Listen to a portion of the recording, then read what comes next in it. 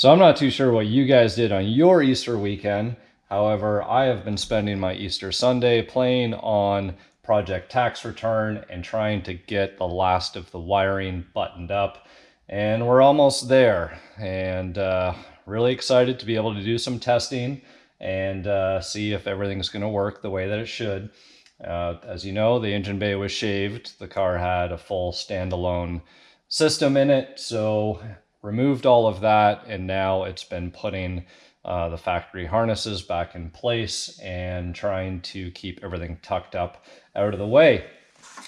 So you can see up in here, pulled everything through this hole here, got a nice little grommet to make sure that wires don't get cut, and we have a starter solenoid mounted up here, nicely out of the way. The biggest thing here is that we need to make sure that our inner fender will have enough room to clear all of these wires up in here. So passed our coil wire through here, and I did have to drill 2 holes back out to be able to get the battery tray back in place. But other than that, everything is tucked up in there nice and neat, and hopefully everything will work. Just finishing up some battery terminals, and then yeah, just got to hook up the starter wire, and from there should be able to plug things in, test things, make sure that everything is doing what it should. I do still need to wire in the mass air, so that'll be coming next. And I haven't installed the computer yet. Don't want to turn the key forward and fuel will go everywhere because our fuel lines actually aren't hooked up yet. So that's where we're at, and happy Easter.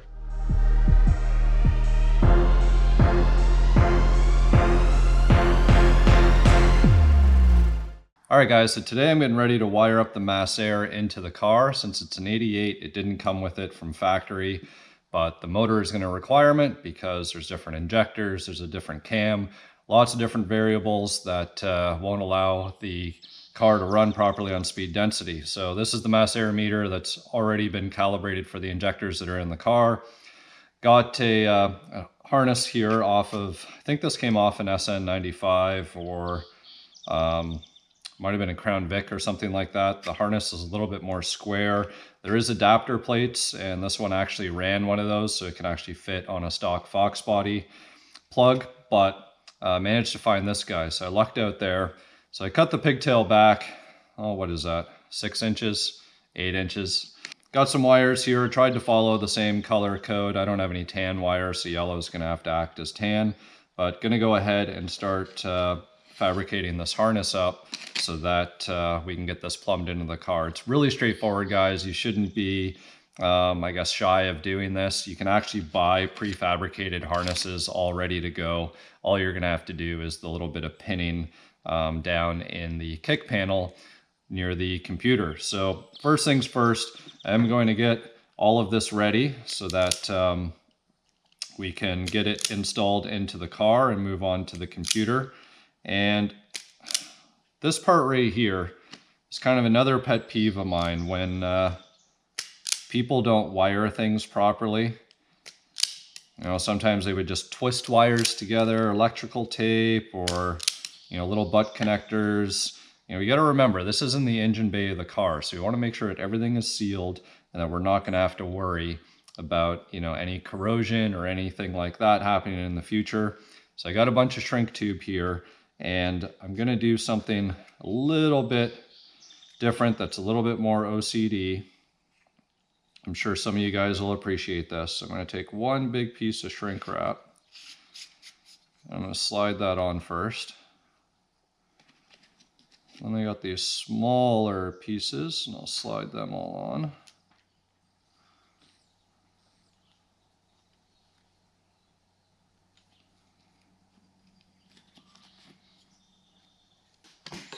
All right, guys, so I got all the connections made here. I'm going to slide our heat shrink, the individual ones over. You can use a lighter. I happen to have this fancy little snap-on torch.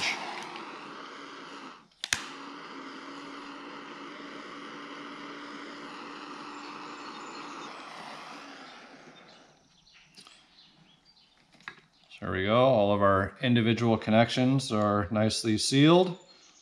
And now I'm gonna run the big piece of heat shrink that I grabbed.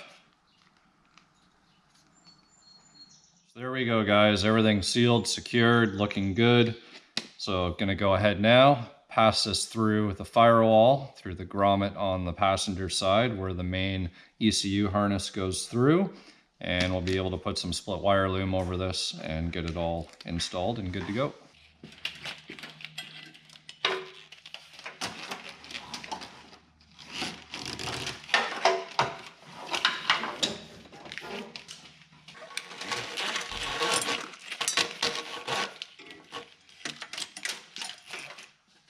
Don't touch with that through, okay?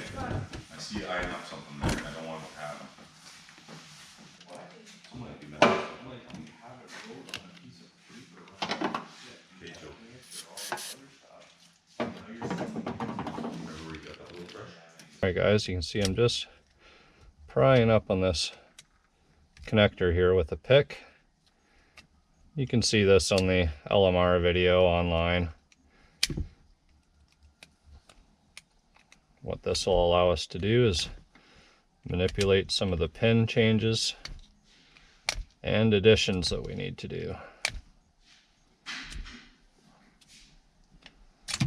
There we go. We use pin 57.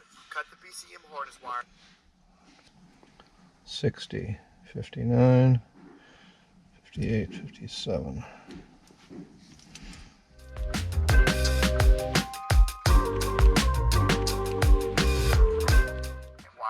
Red tracer located in the number 51 position. Using a tiny pick, release the term 51.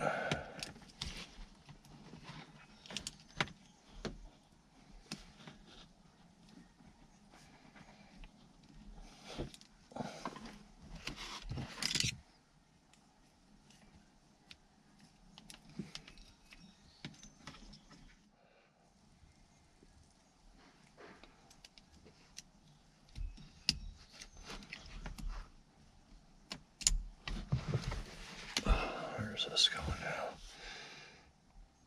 terminal lock and remove the wire from the connector. This wire will be snapped into place at empty terminal location number 38. Locate the green wire. 38.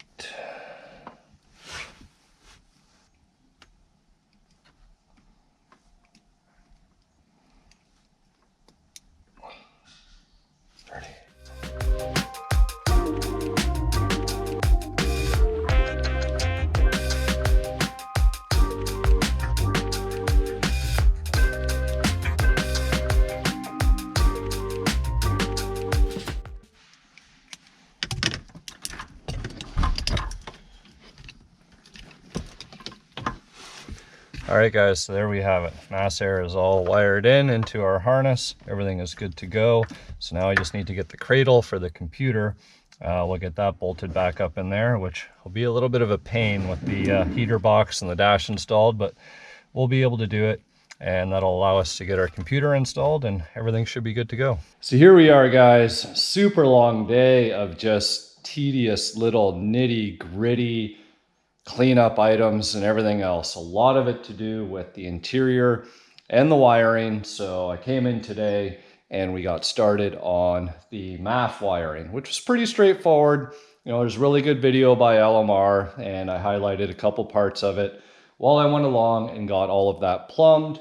I got the harness actually running up and through the inner fender and then back at the back side of the firewall and then back through the main rubber grommet where the main engine harness goes through. So that's all there, computer's installed, it's all pinned up, ready to go. I haven't turned the key forward yet because, well, there's no fuel lines and I don't feel like a bunch of fuel potentially priming up and spilling all over the floor.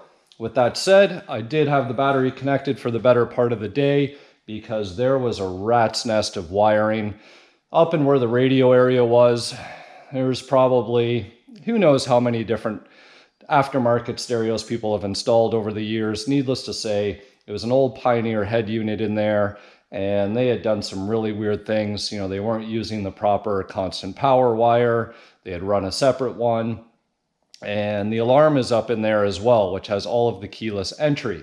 So trying to clean things up, and I didn't get much of that on video just because I was in such, I don't know, I was just in that state of mind. I was going for it. I was involved. I'll post up a picture that I took on my phone earlier while I was, just getting started with this thing. But the good news is all of the wiring's cleaned up. I got a nice Sony aftermarket radio in there with Bluetooth, so the new owner will be able to stream music from their phone. Took out the cluster, did a full LED bulb conversion. Again, all pretty straightforward stuff, just time consuming. So, you're taking the cluster out. I took the climate controls out and changed all the bulbs, got them all swapped over. So now we can see things are nice and bright in here and looking good.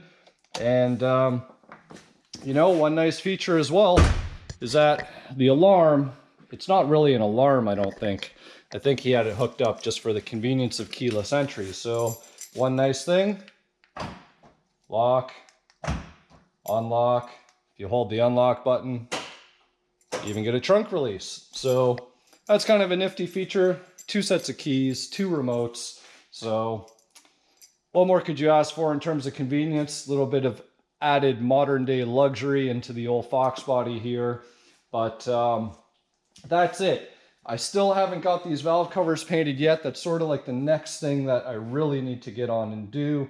Hoping that the stencil that I need to do these valve covers shows up tomorrow. So stay tuned because, well, I'll show you exactly what I mean and why I need a stencil. That's pretty much it. Like once those valve covers are on there and buttoned up, I bolt the intake back on and all the wiring's pretty much wrapped up. So despite this being a ridiculously long day fiddling with wiring, as it was yesterday because I was dealing with all of the engine harness and the wire tuck up in the inner fender and all of those things, but I think it's all there. The only wiring harness that is not here and not hooked up, actually I take that back, there's 2. The main O2 harness is not here and not hooked up, but there's no exhaust, so that's fine. And the alternator wiring. So I need that as well, so we can obviously charge our system. But other than that, this thing should almost be in a position to fire up. So I'm really glad, like checking off the interior on this car and all of the wiring, it just, sometimes certain things seem daunting. And that was one of those tasks. So I'm super excited that I got that out of the way.